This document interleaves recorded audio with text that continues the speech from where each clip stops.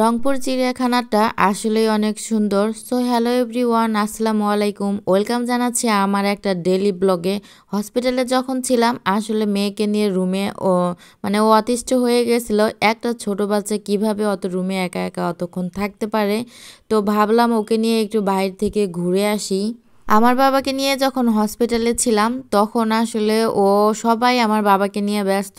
ও একা একা, ওর সাথে কেউ কথা বলতেছিল না। ও খুব বিরক্ত হয়ে যাচ্ছিল। আমাদের মনের অবস্থা এতটাই খারাপ ছিল আমার বাবাকে নিয়ে, তো সেজন্য খুবই খারাপ লাগতেছিল। আর এদিকে আমার মেয়েটা খুবই বিরক্ত করতেছিল।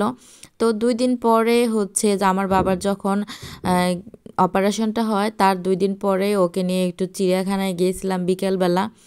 তো গিয়ে ওখানে দেখলাম আসলে রংপুর চিড়িয়াখানাটা আসলে অনেক সুন্দর, অনেক ভালো লাগছে আমার। এর আগেও বেশ কয়েকবার আমি রংপুর চিড়িয়াখানায় গিয়েছিলাম, তো ভালোই লাগছে, খারাপ লাগে নাই। তো বাচ্চাদের জন্যই আসলে এই জায়গাগুলো, ওরা যে এত পরিমাণে খুশি হয় এই এই জিনিসগুলো দেখলে, আমি আসলে আমার মেয়েটাকে নিয়ে বাইরে না বের হলে বুঝতেই পারতাম না।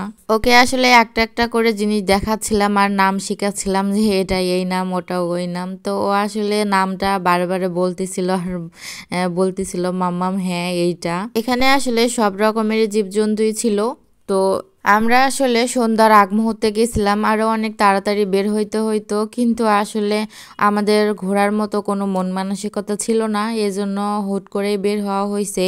ছোট্ট একটা রুমে 2টা বেড ছিল, সে বেডে 2টা বেডেই হচ্ছে সবাই বসে থাকতো। আমার মেয়েটা কোথায় খেলবে, কোথায় কি করবে, দৌড়াদৌড়ি করারও জায়গা পাচ্ছিল না।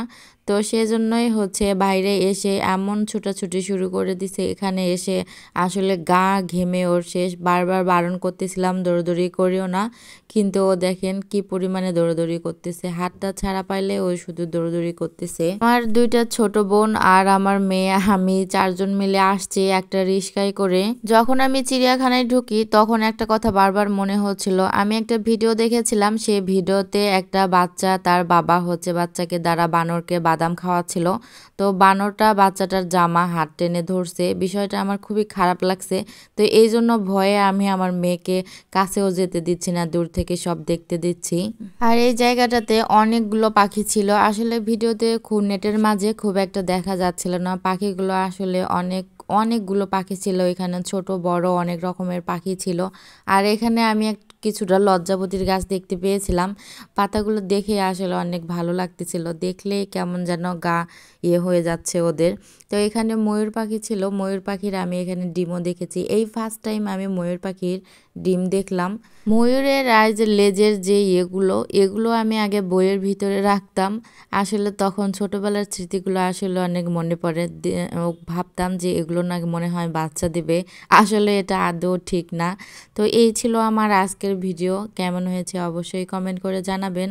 সবাই ভালো থাকবেন, সুস্থ থাকবেন, আর সবাই সবার ভিডিও সুন্দর একটা গঠনমূলক কমেন্ট করবেন। আল্লাহ হাফেজ অ্যান্ড থ্যাংকস ফর ওয়াচিং।